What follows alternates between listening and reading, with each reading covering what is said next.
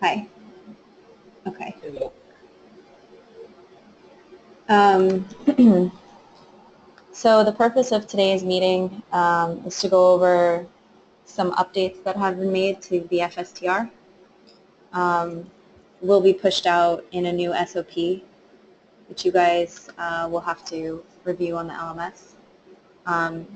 This presentation shouldn't take very long. I just wanted to walk through the additional sections and some important reminders with you all, and then take some of Abir's time to answer any questions that you may have about anything having to do with the field service trip report.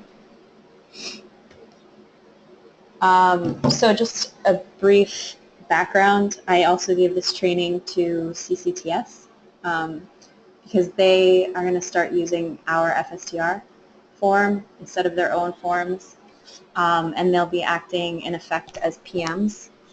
So I wanted to cover with them and then eventually with the rest, or at least the EPMs and PMs and GS, the responsibilities as far as who initiates and fills out different pieces of the FSTR. So just from a very, very high level, this process is the same as far as the PM will be initiating the FSTR from SharePoint, and we'll break down later on which sections they are required to fill out and which sections are the responsibility of the PE and then also of the FE, you guys. So we still have the PE to FE handover prior to the on-site visit. Same process as before, where the field engineer fills out the FSTR daily. New FSTR will be created for each on-site trip.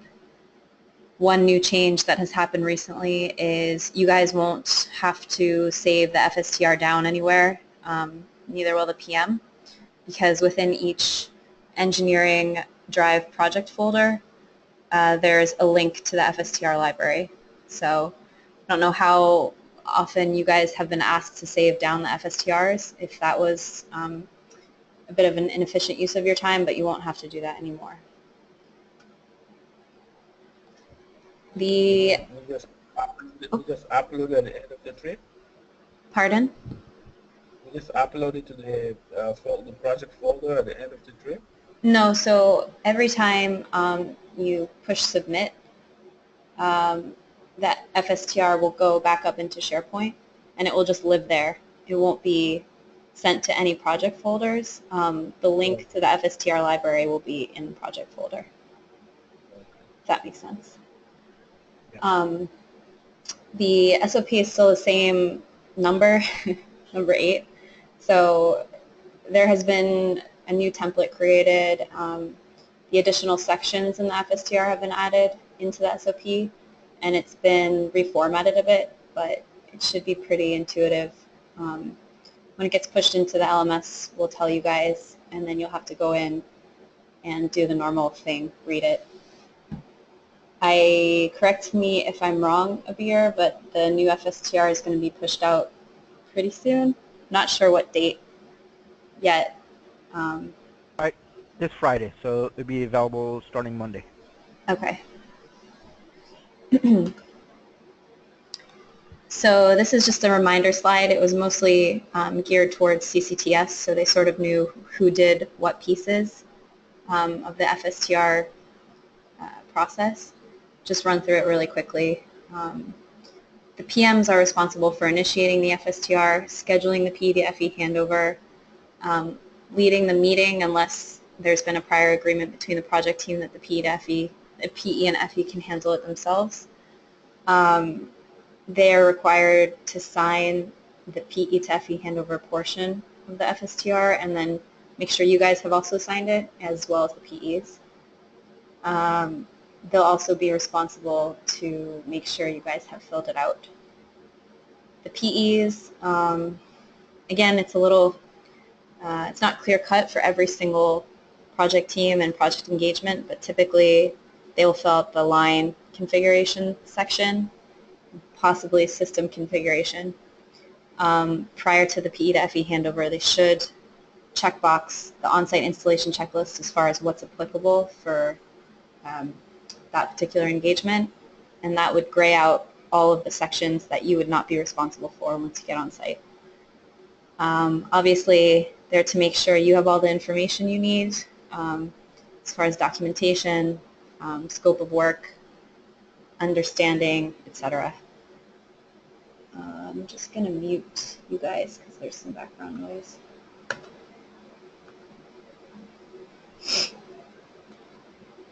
As far as the FE responsibility, you guys, it's up to you to ask for clarification of any uncertainties during the handover.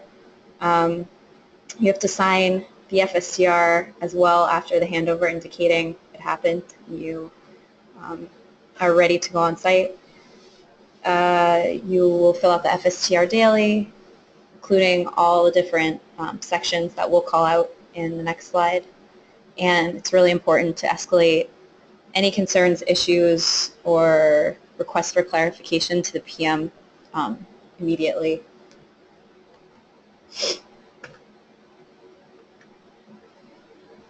So I think the best best way to go through this would be to look at the new FSTR next to the new SOP, because, let me see here, we have it broken down by section as far as all of the relevant fields, who's responsible for filling them out, the information kind of that they provide, and yeah, all right. So I don't know if you guys can see this.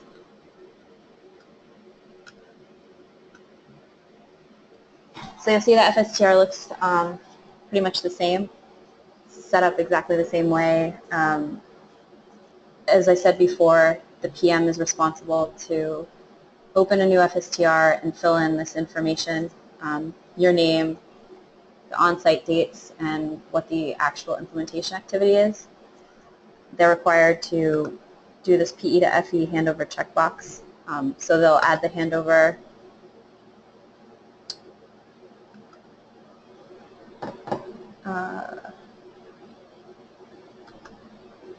just do this.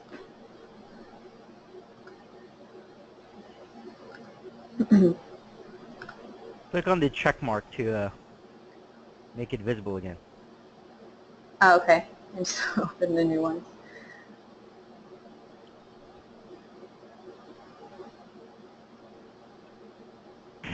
And Abir, feel free to jump in because I'm just talking about the relevant sections from a very high level, so if I'm missing anything. Yeah, I'll just emphasize on certain areas after you're done. Okay. So as PM, I would have initiated this. I would have filled out field engineer section.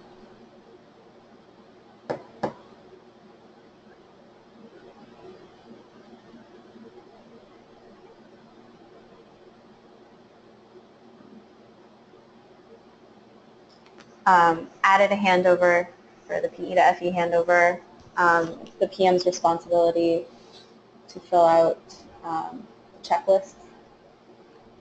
And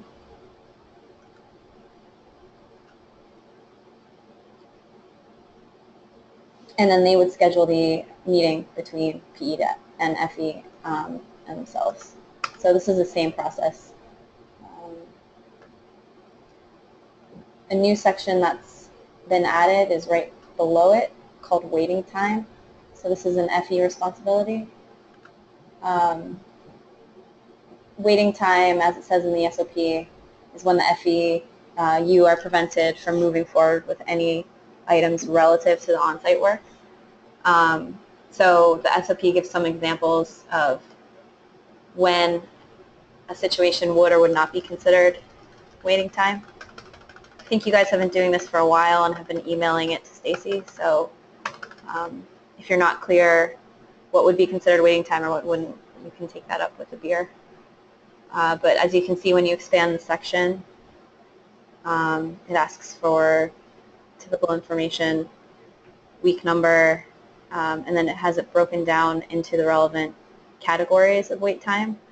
So the typical process is you would ideally be filling this out as the day is going on or once at the end of the day.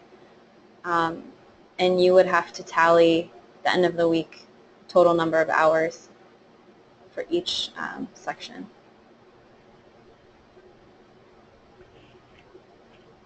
So, so if I can just jump in, the waiting time is the current idle time, right? The email that you send out to Jalila Stacy, as far as idle time goes, it's the same exact thing condensed.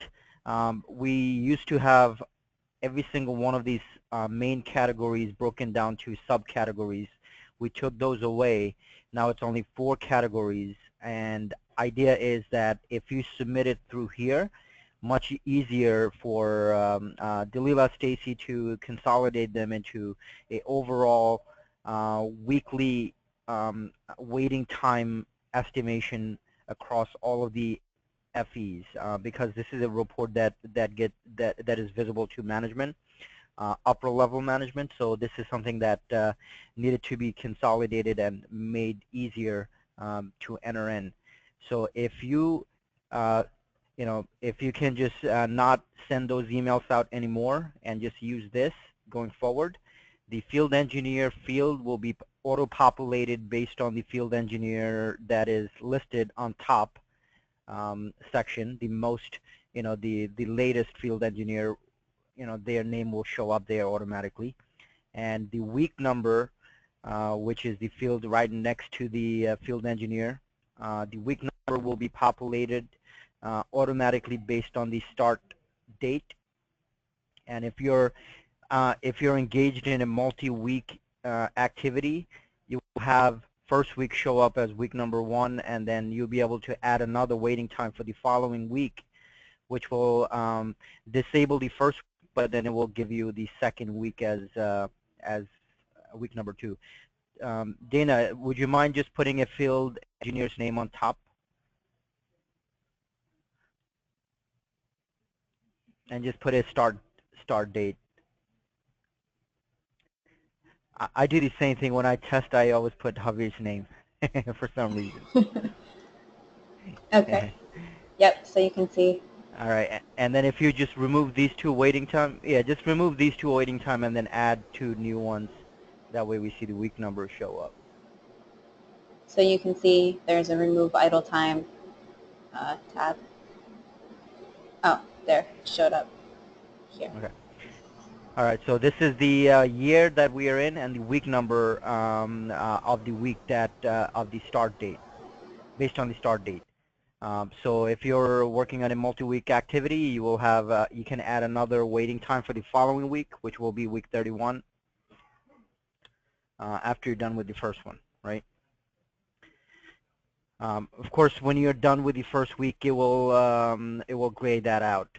Another thing that we did is we put a reminder to remind you at the closer to the end of that week that you need to submit your waiting time.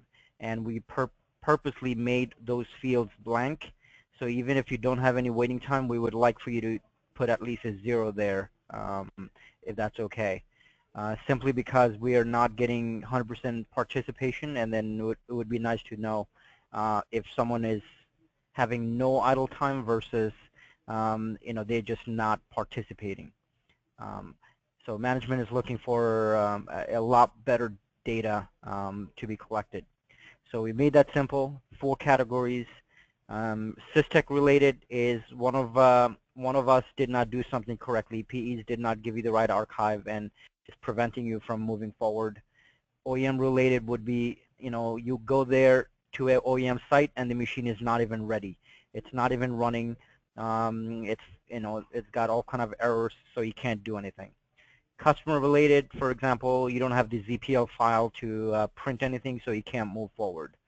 Non-value added hours would be if you're pushed away and then they ask you to work on another line that you were not originally scoped to do for the activity that you went there for. Or anything else that you cannot fit into the top 3 categories, you can put them into non-value added hours. And then if you have any comments, short comments, you can put that down as well. That would be a value add for management that are looking at these data. Okay.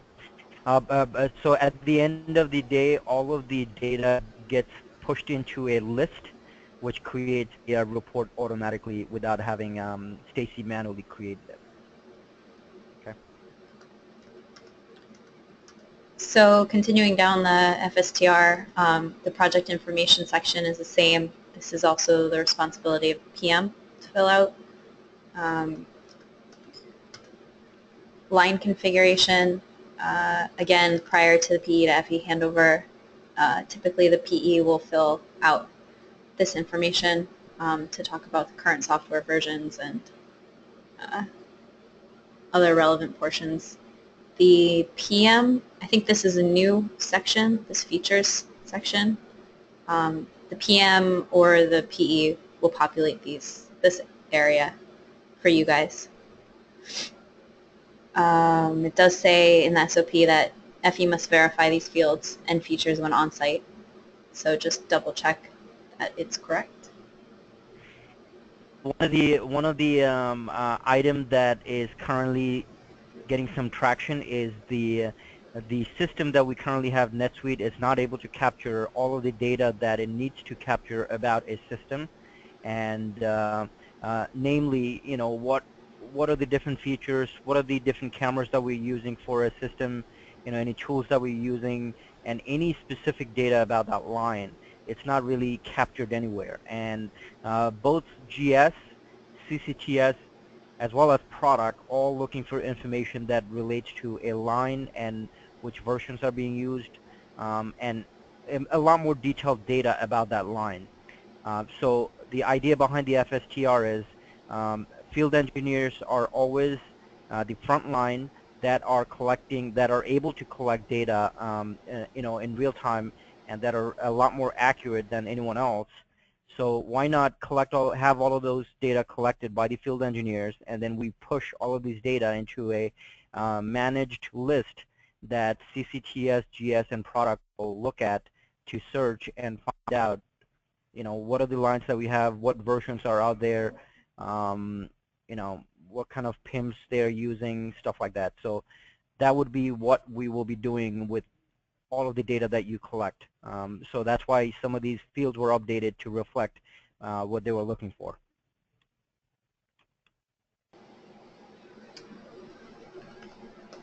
The system configuration section is, I believe, the same as it was before. This is what you guys are filling out on site. And the on-site installation. Did change one thing on that system information. What was added? Did change one or two. Yeah, the one or two things. The PIM used to be part of the camera. We now made that where a PIM is selected first, and then you can add multiple cameras inside of that PIM, because each system is, for example, is an advisor, may have multiple PIMs associated with it, and we want to collect that data a little better than how we used to. So the PIM is selected first, and then any camera associated with that PIM is added in for that PIM, and then you can see that Add PIM button was added, so you can add another PIM and then add any cameras associated with the second PIM. Also added a third printer area and fields for firmware.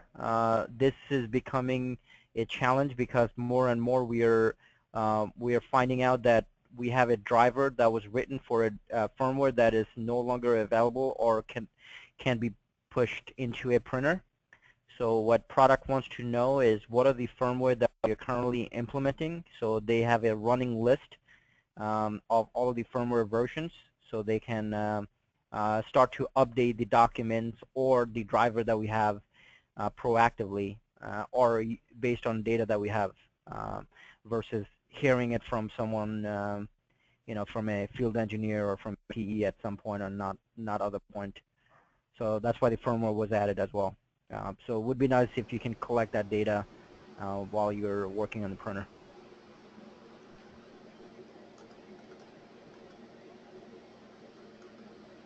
the on-site installation checklist, this is what would be highlighted or grayed out as far as what is or is not applicable, that the PE will have called out the PE to FE handover. I think this section has stayed the same.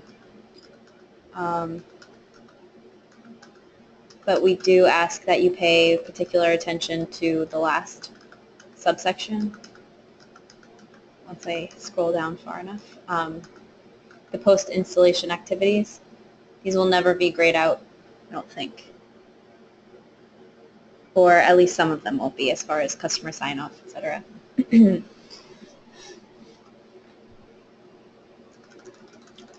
next section that was added was a general comments section.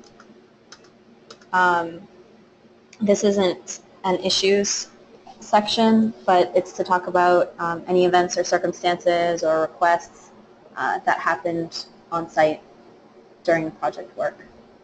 So we don't have any specific examples in the SOP. Veer, I don't know if you want to give one.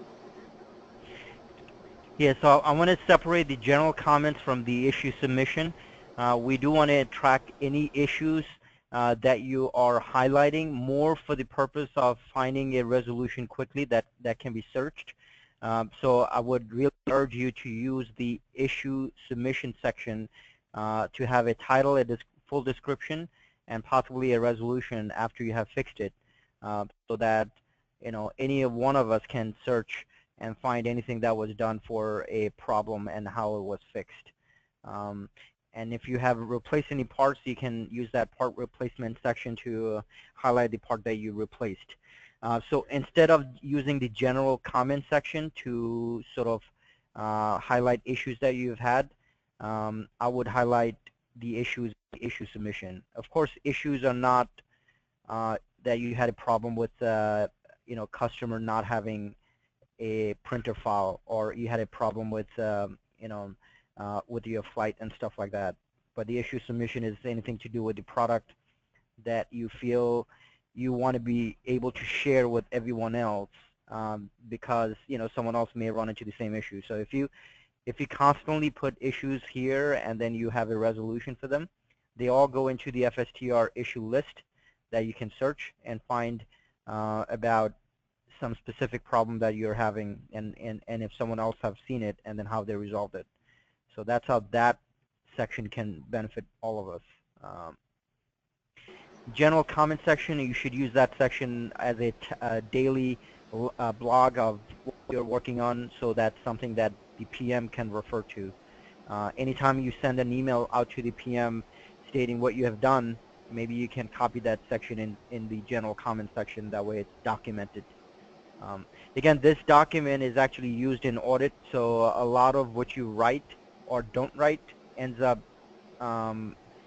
being scrutinized by auditors, and then they ask us to provide evidence that we are collecting this data, or we are doing what it says that it's supposed to be doing, and stuff like that. So please try to use as much of this document as possible to document your field trip. Yep, and just knowing that it could be seen by the customer or auditors, whether internal or external. So just keep that in mind. Yeah. And the final section, which Abir, you should talk about, is the archive changes section. This was added. So yeah, so the archive change section was added also from a auditor's finding, and they've mandated us that this section in and collect any changes that are being made by the field engineers, and how we are addressing those changes that were made, and how we are transferring those changes into documents. So they want to be able to track, and of course the auditors had specific examples when they came in, and they wanted us to prove to them that we can track all of the changes that were made by the field engineers, and how we have that documented, and how the PE addressed any document updates based on those changes. Of course, we didn't have anything that we can show to them, so this section was added. Your archive changes section is simple enough. Some of you are using an Excel file.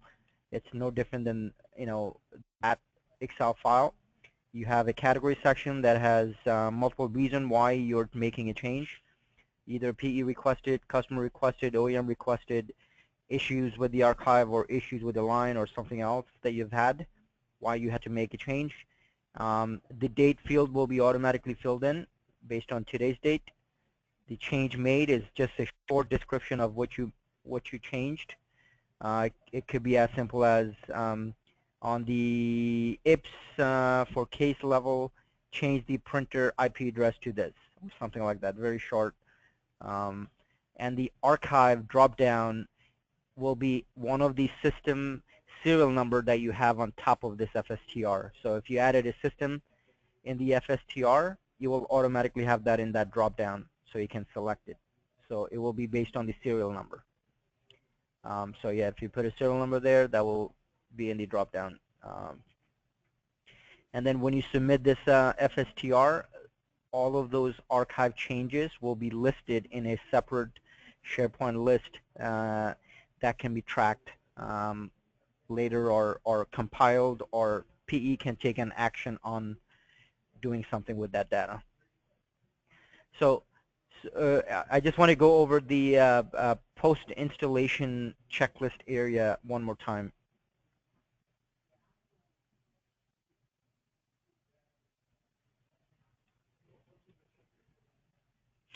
So the post-installation activity, this was also mandated by legal, product, and by quality.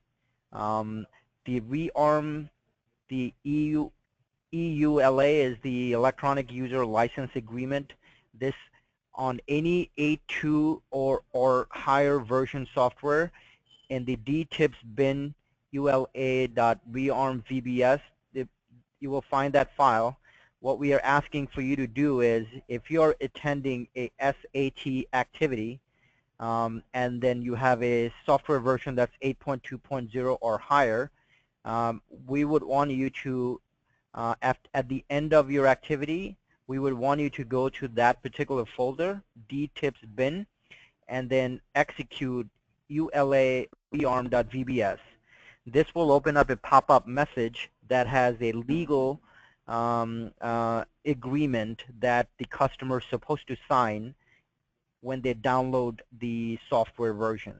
However, currently legal don't have a way of tracking that they are in acceptance of that agreement, so they wanted us to use that VBS file and then have the customer say, I agree, and then FE to observe that and then put that on the FSTR saying, yes, you have done that. So from a legal perspective, that would be enough for us to be in compliant with having the agreement being supported or signed off by customer that downloaded or that's using that software version. So please start doing that for 8.2.0 when you are in a SAT type of activity. Also, the virus scan on each IPC, this has been an ongoing problem with viruses, so we're asking that you do a virus scan at the end of your activity and then attach the report in this field, so that if at a later point they try to blame us for viruses, we can all show them documents providing that the system was virus-free. We are also noticing that a lot of our systems, after SAT is complete, when the FEs are no longer going back to site, that CCTS is getting a lot of phone calls about system running out of memory, or system are running very slow. And we're finding out that is because the right filter protection is usually disabled, and over time it's collecting different things that are being added to the system, and over time it's running out of memory and running very slow. So we want you to sort of, during SAT or any activity that you perform, we want you to sort of make sure that you have enabled the enhanced right filter protection, because you don't know if there's going to be another if you go back there or not, and you know, if the right protection is disabled for a long time, it does cause performance issues. Okay. The other three were existing, so they're no different than how we use them. But those first three we added recently.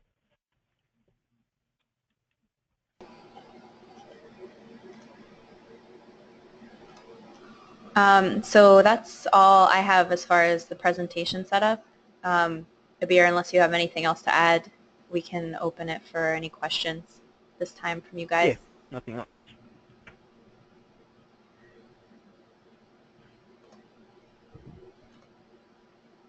Anyone? Yeah, Amir, I have a question. Hello. Yeah, yeah. Can you? Go ahead, Maurice. Yeah, a couple of questions. For the, let's say, the customer sign off, we only have one person because every time somebody goes there to see a customer, we have a form. Now, there is only one place to upload that. Do we need to have like another button to add a customer sign off? So Because on the side, what I was working on was to see if we can get a customer sign-off sheet that can be done either from a smartphone, or if we can potentially get a tablet as a replacement for our field laptop. That would be the ideal, but they wouldn't approve it. But I was trying to see if it's so difficult to print it out and then have it signed and then scan it and all of that. I was trying to see if we can make a small little sign-off sheet that you can use your smartphone to just have the customer hand sign it on the phone itself. You know what I mean? And then maybe you can just attach that image in here. Would that be easy? yeah, that might work, but I don't have problem printing it. Then if they sign it, then I scan it when I get home. But my question is, there's only one place to attach that form. So the next person will come after me, he will get another form. The where does he have to put it? You know, You just because we attach have, it. you got to attach. It's going to take off the old one, right? Yeah. Because that's not. It's going to take off the old one and then replace the one you just attached. Oh. You're talking about when you go behind someone else who already got a Yeah, sign-off sheet. Oh, right, okay. right. Yeah. Maybe we can have a button to add another Add sign. additional. Oh, got you. Yeah, got you. Yeah, but Okay. also for the virus scan. I always zip Mobile. it out, and then I add it, I attach it in there. But if everybody will pass through, need to do the same thing. Maybe we need to have an add button there, so you can have an Oh option yeah, of. because you have multiple. Yeah, got you. Okay. All right, that's good feedback. Yeah.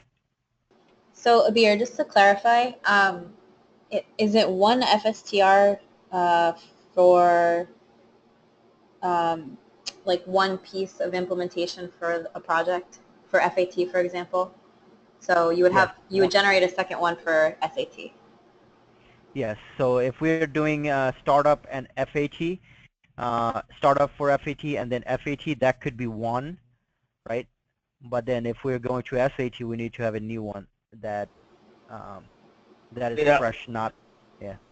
Okay. see, that's idea. The way we're doing now, we just use the same one. We add a new fields going there with the new handover, the place to sign with the handover, and then we just continue down the road with the explanation because going through the same thing somebody already done, the IP addresses, I mean, fill up all those top, it's really, really unnecessary wasting time.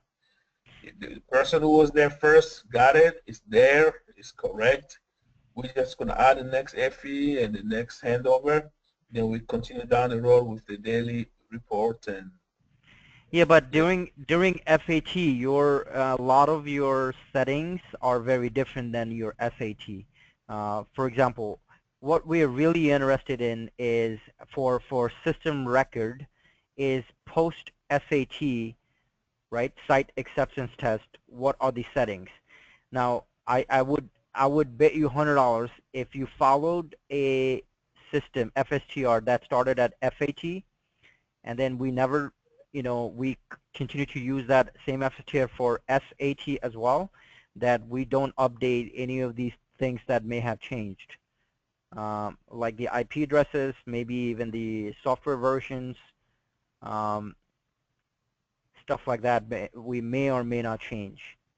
How do we make sure that we are updating that?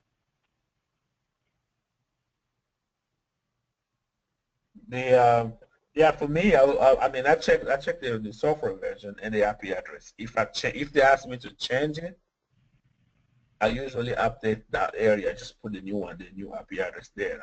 I don't change the new FSTR. So you want to keep the history like it was this before, and then at the end it became this. From a system record, it's the very last FSTR that where an FE was. That's the data that's really important to collect and then store somewhere, right? So everyone can use that data for something. But if that data is not accurate because we never updated from when we were doing FAT at OEM, then it loses the appeal. You know what I mean? Yeah. That was the driver behind why it was being mandated that we start a new FSTR. Okay. Yeah, it's just a lot of. Sometimes we have two systems when you go there, three systems, one advisor, two centuries. Then we have to go through the same one. And How much time would you say it takes to collect all the data for one system? well, I can take an hour easily. Okay, so if you have 3 advisor, 2 centuries, then that's 3 hours. Yeah, very easy. Depends how you can access all those things. Beer, why can't the things that are not going to change, the camera serial number, the lens type, why can't all that be copied into the new one? Or how about if you change the activity to SAT, I delete the things that can change, and then you don't have That's to even enter better. them. Okay. All right. So if someone changes the activity from FAT to SAT, I'll go and delete all of the fields that we think might change, that you have to go back and double check and fill them in. Yeah. Okay. That's fine. As long as we have the best data at the end of the SAT is what we are after. Mm-hmm. I mean, I know that you don't see it, but a lot of people are actually very, very attracted to the information that is provided in this document. No, that's fine. It's just if it's the same information, is to go and repeat the whole thing. It's really time consuming. Yeah, I see. I mean, 3 hours is good amount of hours that, if we can be a little more efficient, then yeah. If we can save that, then better. Yeah. All right, I'll try to make it where if the activity is changed from an FAT to an SAT or something like that, then we will delete some of the fields. So you have to put it back. Okay.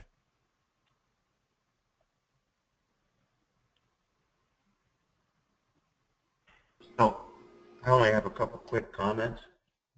Sure. Can you scroll down to the configuration section with the IP addresses on and all that?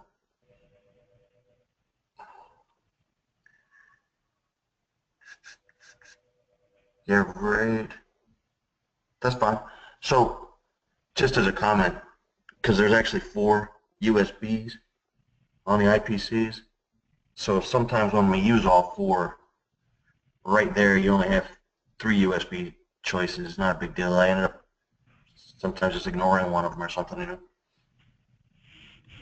Yeah, I'll from a formatting perspective, it was more of a decision because I can fit them into the same line, so I just said, I know it's not really a big deal. So try to add a camera to this real fast. Go up, hit add camera.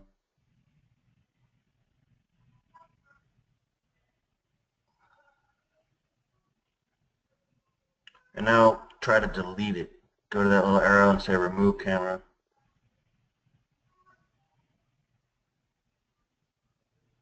Cool. You're golden. I noticed that in that little drop-down list, those were all like typos. It would say like add camera was missing an A, and then when you go to delete it, it was just silly. But it looks like somebody, oh, detail is still wrong. See, camera detail group before. It's DET. It's not a big deal. Like I said, it's just a typo. Oh, DTL group. I always thought it. Every time I see it, I'm like, oh. Only Jared, man. Only you would see that. Of course. Details, man. Details are great. Attention to detail. So sometimes when, I don't know if you guys have seen this, the other field engineers, when I go to add a camera or delete that camera station, it like really, all of a sudden there's all these weird blocks show up on the FSTR, and I sometimes have to close it and reopen it in order to continue working. I don't know if that's just a connection problem or something strange. It's a workaround. I just close it and restart it. But a lot of times, so that camera like jumps down and it's hovering over the printers, and it just kind of acts sort of strange anyway. So I just close it and restart it, and it's fine. Might be a formatting thing. Yeah, it is. So I was hoping it would do that to you, but it didn't. So you know, make me a liar. This info path is very cumbersome to create. But Yeah, and definitely I'll when take a stuff look like if that there's happens, something let us funny. know. Yeah. Yeah. Yeah, it's no big deal. So that's all I got. I like how you added the archive changes section, because that comes up a lot. I'm a huge fan of that. That was one of your suggestions, man. Thanks.